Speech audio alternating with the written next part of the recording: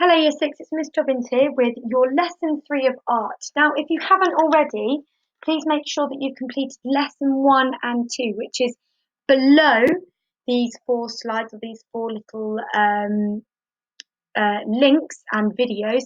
Please complete them before you start Lesson 3, 4, 5 and 6.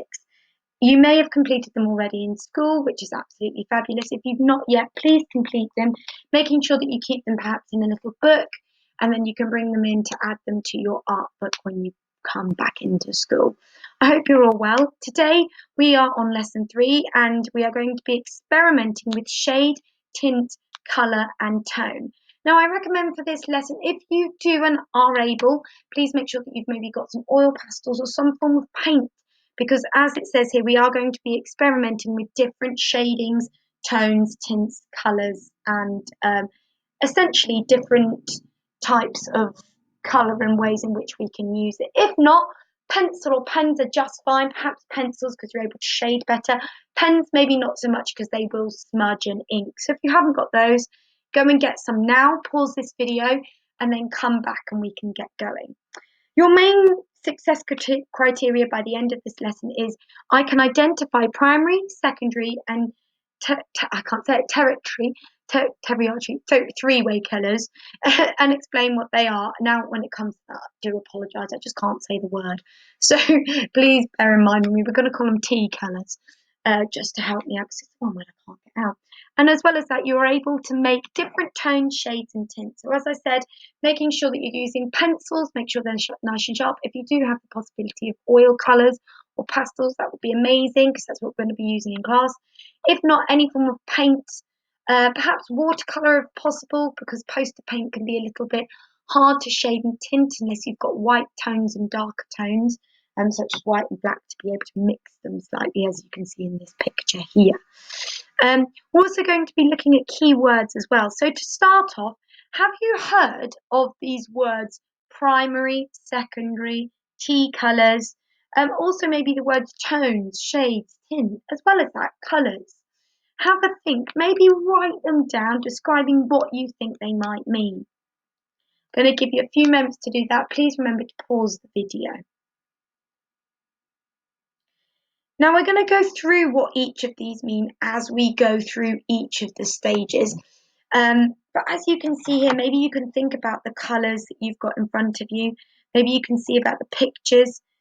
Maybe you can have a look and think about it when you're writing them down. So the word hue describes sort of the dimension of the colour. So sort of how it appears on the page. So it's sort of, I'm trying to think of the best description in terms of how to describe it. So the hue is a proper word, sort of essentially describes another word for colour.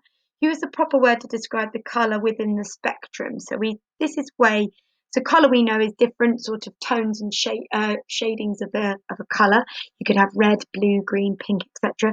Hue is another word to describe this and is a proper word to describe the colours within this spectrum. Now the spectrum is all the different shades that you can get here, sort of in our colour wheel, which we can see here. As well as that, you've got the tone. Tone is in which we'll go with actually primary colours first, which are primary colours are the 1st, 5th and 9th in the section, and that's mainly yellow, red and blue. So we need to remember that primary colours cannot be mixed, so you can use a paintbrush and paint to colour right into your colour wheel from the tube paint, because primarily they're the ones that we use. So they're red, yellow and blue. These colours cannot be created using other colours. Primary colours, however, can be mixed to create secondary colours. So secondary colours are created by mixing primary colours together. 2 primary colours mixed together to create a second colour. The secondary colours are purple, green and orange. When you mix your primary colours blue with red, you will create purple. But if you mix blue and yellow, you can create green.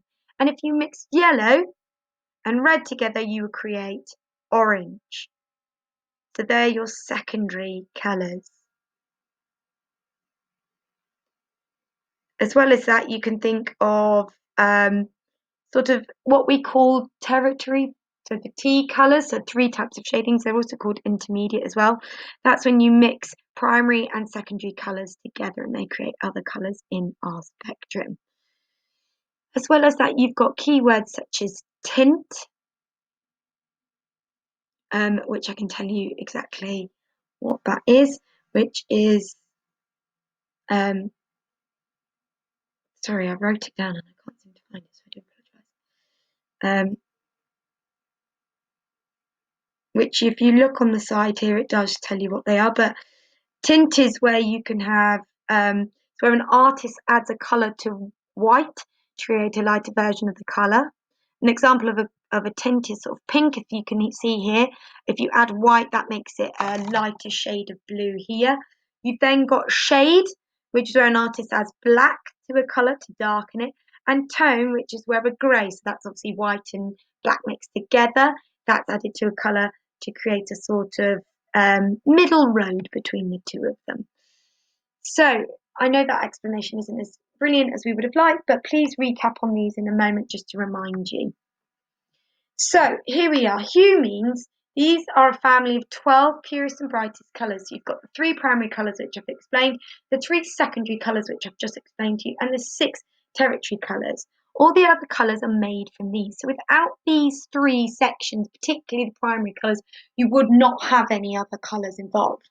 So as I've explained to you and I've just told you what each of these are, can you identify which of these are? Perhaps I'd like you now to draw your own colour wheel and around it identify what are your primaries, what are your secondaries, and what are your territories. Colour them in using these colours. Now remember, if you don't have all of these colours, you can make them using the primary colours. Please use on our website, I'll show you here, I've uploaded it here for you. Here, here's a little poster, and here are some absolutely brilliant videos you can use to support you when presenting this. So please use them when you're shading if you're not 100% sure, or you can print this out and copy it yourself. So I would like you to identify these, drawing your own colour wheel and identifying them on your piece of paper. Please pause the video once you've done that to follow on to the next activity. Hello, welcome back. Now I'd like you to use your palette to categorise the primary and secondary colours. So now, as I said, you should have identified them. Now, can you perhaps maybe create a little key on the side of your primary colours and then a key on the side of your secondary colours? Then you could say, this colour and this colour create this colour, this colour and this colour create this colour, this colour and this colour create this colour. We'd like you to do that in your book so you are 100% certain you have a point of reference. A point of reference is where you can refer back to these. Once you've done that, we're going to move on to tint. As I said previously, a tint is sometimes called a pastel. Basically, it's any colour with white added, as I said before. A colour scheme using tints is usually soft and very soothing. You think of lovely shades of different landscapes, perhaps, particularly, your sort of moonlit landscapes. They often use a lot of tinting. You yourselves may have pastel around in the home. That's just a basic colour, a primary colour, or a secondary colour mixed with lots of white. My favourite, for example, is sort of pastel pinks. That's some of my favourite colours. That's where you get just a shade of red and white mixed together to create a pink colour, so our primary colour mixed with a secondary colour to create a secondary colour. And then adding more tint to it, so adding more white, will create a lighter shade of that pink. And I love those tinted pastel pinks, which are absolutely beautiful, as you can see here. If you now choose a colour from your pastels or your pencils, perhaps your paints even, choose a colour from one of them and put some of it onto your paper. Experiment with the changing tint by adding a little more white each time. So we'd like you to recreate one of these, perhaps choosing, as I said, my favourite sort of red, pick a red shade, and then go lighter. If you are using those pencils, just press lighter on them. If not, if you can, use those oil pastels, watercolours, poster paints, add white a little bit each time. You could either draw it out like this, or maybe you do it like this. Perhaps you'd like to even get some on your thumb and add a little bit of white each time to your thumb and just line it down. That's a really cool way to do it as well.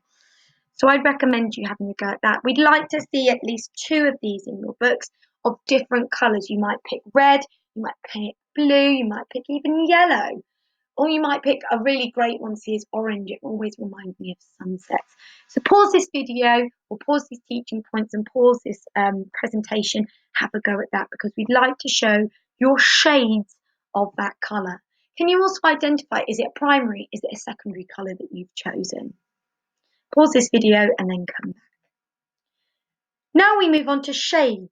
A shade is simply any colour with black added. Just as with making tints, you can mix any of the 12 pure colours together. So that's the 12 of our colour wheel. Then simply add any amount of black. Now you don't want too much black because that could change it to a completely different colour. Just like with white, you add like a little bit at a time just to change it and make it more, shall we say, not gloomy but mysterious. Then once you've added that black, you could have created a shade of that mixture. Shades are deep and powerful, and as I said, mysterious. Be careful not to use too much black as it can get a little bit overpowering. Perhaps we'd like you now to choose again a different colour if you can from your palette and put some of the paper onto your paper. Experiment with shading by adding a little more black each time. Like you did here with your tones, or tints I should say, we'd like you to have a go with your shading. Pause this video as always and have a go each time. Be careful with the amount of black, as we said, you don't want it too dark. Then once you've done that, we'd like you to have a go at tone. A tone is created by adding both black and white, which create a grey colour. We recommend that you pause, make a grey first, and then pick one of your key colours. Any colour that is greyed down is considered tone. As you can see from these pictures here, these elements here have included shading, but then they've also toned them by adding different elements of grey to these pictures. We'd like you to choose a colour from your palette and put some of it onto your paper. As before, experiment with changing the tone by adding both black and white to it. So it started out with this beautiful blue colour. Using that grey you've already created on the side, now start to add it to that blue. Maybe perhaps you can create different types of tone on your paper. Make sure, please, as you're doing this, you've identified your tone, tint and shading. Once you've done that and you've paused the video, we'd now like to get on to one of your final challenges. We'd like you, using these examples, or you could find your own on the internet, making sure that you found an appropriate website, perhaps typing in kids or key stage 2, because that's what you're in now. We'd like you now to sketch an outline of a magic potion bottle in your books. Then, using one of the hue, so we know that hue, looking back on our previous, is meaning colour, for example, red or blue or black or yellow or orange, whatever. We'd like you to use your hue from your paint palette to create a multi-tonal. That means many different colours and shadings and tints and tones. Experiment with this shading, tint and tone to show light and dark areas. We'd love to see this, and please, if you'd like to, take a picture of it and upload it to Dojo. We'd love to see it. Make sure that you label it correctly. Good luck. Any questions, please let us know via Dojo or send us an email at info@. Good luck and have fun. Bye.